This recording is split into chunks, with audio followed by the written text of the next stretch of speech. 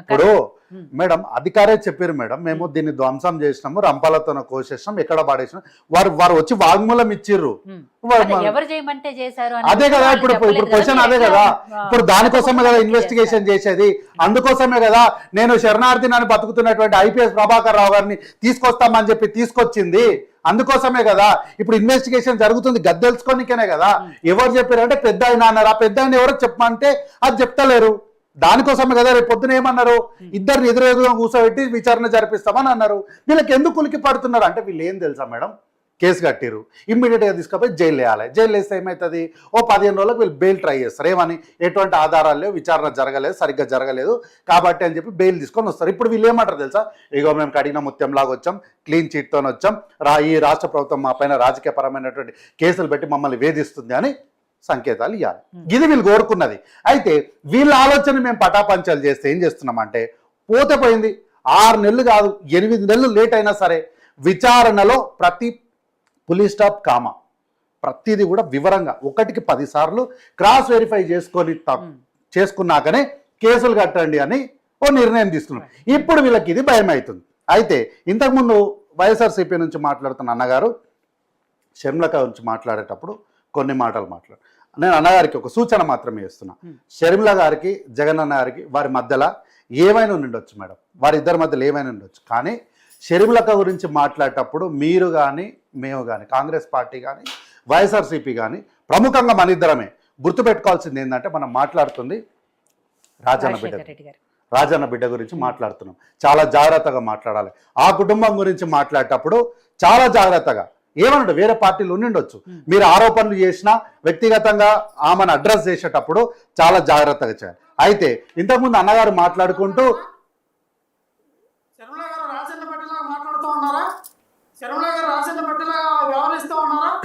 అన్న ఏదన్నా నిండొచ్చు, నేను అందుకే అన్నా జగన్ గారికి షర్మిల గారికి మధ్యలో ఏమైనా నిండొచ్చు, కానీ మీరు మాట్లాడుతున్నది రాజన్న బిడ్డని, అది గుర్తు పెట్టుకొని మాట్లాడాలి. మీకు సూచన మాత్రమే చేస్తున్నా నేను.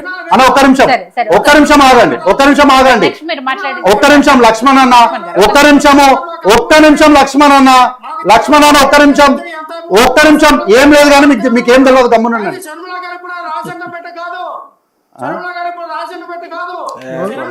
తప్పు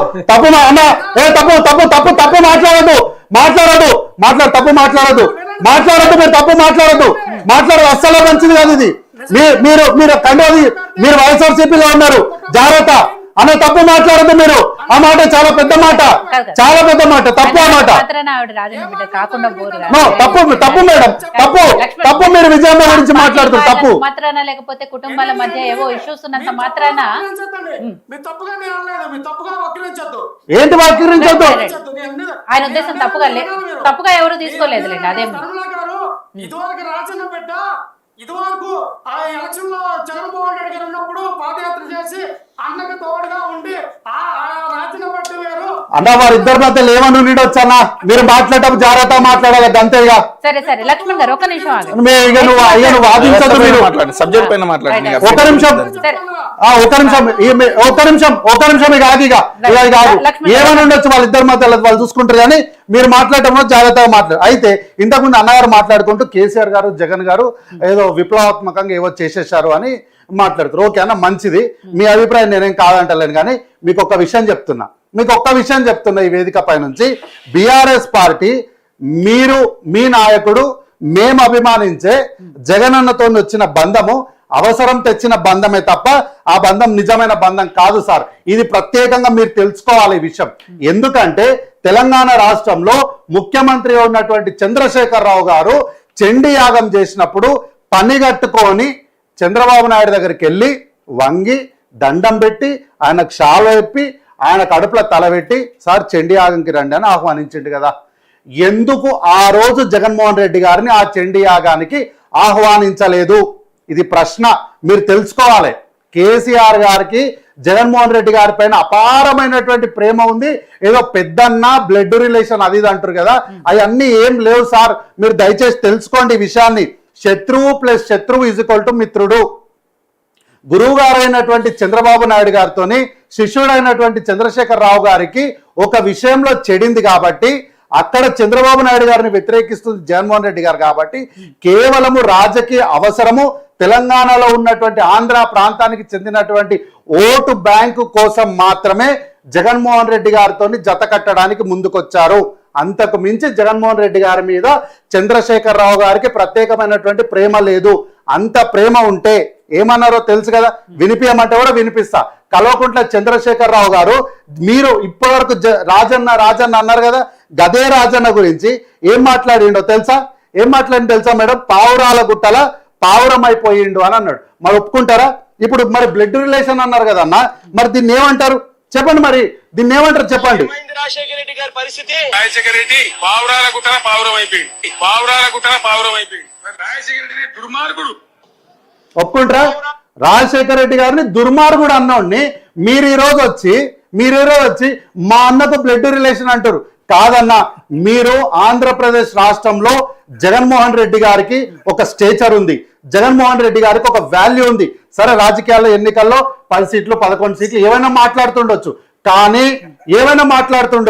కానీ అక్కడ ఆంధ్రప్రదేశ్ రాష్ట్రంలో జగన్మోహన్ రెడ్డి గారికి ఒక స్టేచర్ ఉంది. ఆ స్టేచర్ ని దయచేసి మీరు కాపాడండి. ఎందుకు అంటే మీరు దయచేసి కాపాడండి. ఎందుకంటే ఆ రాష్ట్రంలో మీరు ఒక పార్టీని జెండా కూలీలు అంటారు.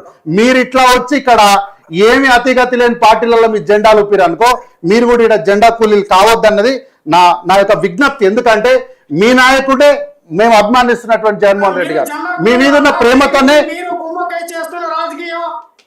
నేను ఏం మాట్లాడుతున్నా వినన్నా ఫస్ట్. నేను ఏం చెప్పినా మీకు? నేను ఆరోపణ చేయలేదు, మీకు విజ్ఞప్తి చేసిన. విజ్ఞప్తికి ఆరోపణకు తేడా తెలియదు. అయితే ఈరోజు బీఆర్ఎస్ పార్టీలో ఉండి వేధింపులు. ఒక నిమిషం మీ టైం వస్తుంది, ఆగండి మీరు ఆగండి. విజ్ఞప్తికి ఆరోపణకు తేడా తెలియదు, జరాగుండ్రు మీరు. ఉండనే జర ఉండు, నువ్వు ఆగు, జర ఉండు. గట్ల కావద్దని చెప్తున్నా, విజ్ఞప్తి చేసిన నీకు. నిన్నేం అనలే నేను. జగన్మోహన్ రెడ్డి గారికి స్టేచర్ ఉంది, దాన్ని కాపాడమని చెప్పినా నేను. వేరే విషయం ఏం చెప్పలేదు.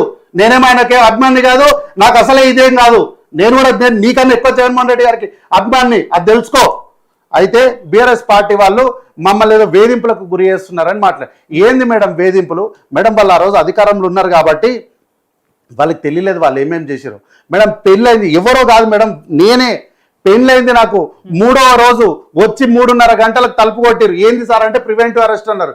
సార్ ఒంటిపైన పసుపు ఉంది, బయటికి రావద్దు సార్, మంచిది కాదు, అయ్యగారు చెప్పిపోయింది అంటే అట్లేం లేదు, ఇదే మాట వచ్చి సీఏ గారికి చెప్పండి అని నన్నే సంకల కింద చేతులు వేసుకొని నడుము పట్టుకొని లేపుకొని తీసుకొని పోయారు. 9 గంటలకు నాతో ఉన్న నా భార్య పొద్దున్న 4:30 లేచి చూస్తే నేను పక్కన ఫోన్ ఏమి ఇంట్లో ఉంది. ఫోన్ చేస్తే ఫోన్ ఇంట్లో ఉంది. దెబ్బకు జ్వరం వచ్చింది, చలి జ్వరం వచ్చింది, తీసుకుపోయి హాస్పిటల్ అడ్మిట్ చేసినాం. ఇవి వేధింపులు అంటే వారు అధికారంలో ఉన్నప్పుడు ఏమేం చేశారో వారికి తెలియదు. అయితే పక్క రాష్ట్రం వీళ్ళు ఈ రోజు వేధింపులు అంటారు కదా, పక్క రాష్ట్రంలో చంద్రశేఖరరావు గారి గురువు గారు అయినటువంటి కుమారుడు లోకేష్ గారు ఎర్ర బుక్ రాసిండు. ఈ రోజు శిష్యుడైనటువంటి చంద్రశేఖరరావు గారి కుమార్తె వచ్చి నేను పింక్ బుక్ రాస్తున్నా అన్నది. ఇక ఎవరెవరికి ఆదర్శంగా తీసుకొని మాట్లాడుతున్నారో వాళ్ళే తెలుసుకోవాలి. అయితే ఈ ఫోన్ ట్యాపింగ్ విషయంలో ఉదాహరణకు ఒక విషయం చెప్తాం మేడం. నేను మా యువజన కాంగ్రెస్ రాష్ట్ర అధ్యక్షుడిగా పనిచేస్తున్నటువంటి శివసేన రెడ్డి గారు, మేమంతా కూడా మా ప్రాంతానికి శివసేన రెడ్డి గారు వస్తే ఇక్కడే పక్కనే చట్నీస్, హైటెక్ సిటీ దగ్గర ఉన్న చట్నీస్ లో బ్రేక్ఫాస్ట్ మేడం. ఆ రోజు ఏం పొలిటికల్ యాక్టివిటీ లేదు, అసలు మాకు పొలిటికల్ ఆలోచన లేదు, అసలు ఏం యాక్టివిటీ లేదు. మేమందరం టిఫిన్ చేస్తున్నాము. అయితే ఆ రోడ్డు మీద కలవకుండా తారక రామారావు వెళ్తున్నాడు. మాకు ఆ విషయమే తెలియదు. టిఫిన్ చేస్తున్న వాళ్ళను ఫోన్లు ప్లేట్ల ముందుకెళ్ళి ఎత్తుకొని తీసుకొని వెళ్ళిపోయారు. తీసుకుపోయి బొల్లారం పిఎస్లో కూర్చోబెట్టారు. ఏమైంది సార్ మీరు ఎవరు ఏంది అంటే కూడా చెప్తలేరు. బొల్లారం పిఎస్ తీసుకుపోయినా కానీ మాకు తెలియదు వాళ్ళు పోలీసులని. సార్ మా ఫోన్ లేడున్నాయంటే మీ ఫోన్ మేము తెచ్చారు. తినే ప్లేట్ల ముందుకెళ్ళి ఎత్తుకొచ్చారు. ఇవి అరాచకాలండి. అట్లాంటి రికార్డులు ఏమనంటే చూపెట్టమనండి. మీకు అట్లాంటి రికార్డు ఏమైనా ఒక్కటి చూపెట్టమనండి. నేను ప్రత్యేకంగా ముఖ్యమంత్రి గారి దగ్గరికి ఏదో ఒక మంత్రిని పట్టుకొని నాకున్నటువంటి ఛానల్లో సార్ ఇట్లా జరుగుతుందంటే ఇది మంచిది కాదని చెప్పేసి నేను మాట్లాడతాను మీ తరఫుకెళ్ళి. అయితే ఆ రోజు ప్రతిపక్షాల ఫోన్లు ట్యాప్ అవుతున్నాయి. ప్రభాకర్ రావు గారు మీరు మా ఫోన్లు ట్యాప్ చేస్తున్నారని మహబూబ్నగర్ పాలమూరు గడ్డ మీద నిలబడి రేవంత్ రెడ్డి గారు మాట్లాడినప్పుడు ఇది జరగనప్పుడు ఇదంతా అబద్ధమైనప్పుడు ఎందుకు ఆ రోజు ఉన్నటువంటి రాష్ట్ర ప్రభుత్వం మంత్రివర్గము ఈ రోజు ప్రతిపక్ష పార్టీ చేస్తున్నటువంటి ఆరోపణలు అబద్ధమని స్పష్టం చేస్తూ ఎందుకు ఆ వ్యాఖ్యల్ని ఖండించలేదు?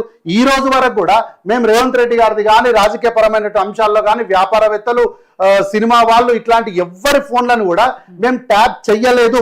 ఓన్లీ సంఘ విద్రోహ శక్తులై మాత్రమే చేసినాము. అది కూడా హోమ్ సెక్రటరీతో చేసినామని చేసినామని ఎందుకు స్పష్టంగా చెప్పలేకపోతున్నారు? అదే కదా చెప్తున్నారు వాళ్ళు. ఏమని? మేము ఎవరివి లేదు మేడం, వాళ్ళు చెప్తలేరు. వాళ్ళు ఏమంటారు తెలుసు, కోసం మాత్రమే చేసినవి తప్ప లేదు. ఎవరి పర్సనల్ విషయాల గురించి వాళ్ళు అట్లా చెప్తలేరు మేడం. మేము ఎవరి ఫోన్ లో ట్యాప్ చేయలేదు, వాళ్ళు ఎప్పుడు ఎక్కడ చెప్పలేదు. వాళ్ళు ఏమంటున్నారు, ఆడ ట్యాప్ చేయలేదా, ఈడ ట్యాప్ చేయలేదా, రా ట్యాప్ చేస్తుంది, సంఘ విద్రోహ శక్తుల గురించి ట్యాప్ చేస్తుంది అంటే ఈ అసలు అంటే చట్టం గురించి చెప్తున్నారు తప్ప ఆరోపణలు ఎవరు చేసిరో మా ఫోన్ ట్యాప్ అయిందని ఇప్పుడు చెప్పమనండి. రేవంత్ రెడ్డి గారు ఫోన్ ట్యాప్ చేయలేదు, మహేష్ కుమార్ గౌడ్ గారు ఫోన్ ట్యాప్ చేయలేదు, రగన్న ఫోన్ మేము ట్యాప్ చేయలేదు, సంజయ్ అన్న ఫోన్ మేము ట్యాప్ చేయలేదు అని ధైర్యంగా చెప్పమనండి. అధికారికంగా ఒక డాక్యుమెంట్ ఇవ్వమనండి. అట్లా ఎవ్వరు చెప్తలేరు. వాళ్ళు ఎవ్వరు మాట్లాడిందంటే ఓన్లీ చట్టం మాట్లాడుతున్నారు.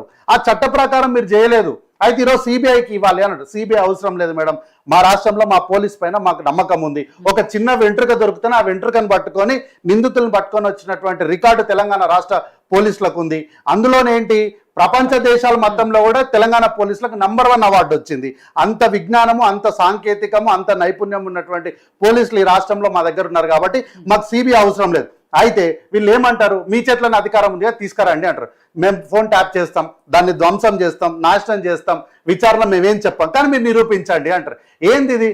ఏంది మేడం ఇది? వాళ్ళేమో పెద్ద ఆయన ఉన్నాడు, ఆ పెద్ద ఆయన ఎవరో చెప్పారు అంటే ఏమో తెలియదు, గుర్తులేదు, మర్చిపోయానని అదర్ సినిమాలో ఎన్టీఆర్ గారు చెప్పినట్టు చెప్తారు.